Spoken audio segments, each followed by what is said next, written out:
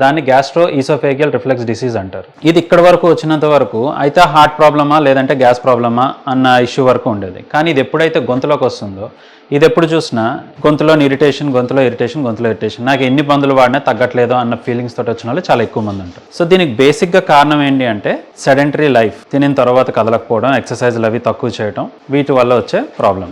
రెండవది మనం చేసే పని కూడా కూర్చొని చేసే పని ఎక్కువైంది తప్ప తిరిగి నడిచి బరువులెత్తి చేసే పనులు తగ్గిపోయినాయి. తినే ఫుడ్లో జంక్ ఫుడ్, ఆయిలీ ఫుడ్స్ బాగా ఎక్కువయ్యాయి. ఇంతకుముందు పులుసులు, చారులు, వాటరీ ఫుడ్స్ ఎక్కువ ఉండడం వల్ల గ్యాస్ట్రిక్ ఇరిటేషన్ ఉండడం వల్ల కిందకి వెళ్తూ గ్యాస్ట్రైటిస్ అనేది తక్కువ ఉండేది. ఇప్పుడు రీసెంట్గా ఏంటి అంటే ఫ్రైస్, హార్డ్గా ఉండి స్వీట్గా ఉండేవి పదార్థాలు ఎక్కువ తీసుకోవడం వల్ల డైజెషన్ అనేది స్లోగా అవుతుండడం వల్ల ఈ గ్యాస్ట్రైటిస్ అనేది గొంతులోకి వచ్చేస్తుంది. సో ఈ యాసిడ్ రిఫ్లెక్స్ ఎప్పుడైతే గొంతులోకి వస్తుందో దీన్ని మనం laryngo pharyngeal reflex disease LPRD అంటాం.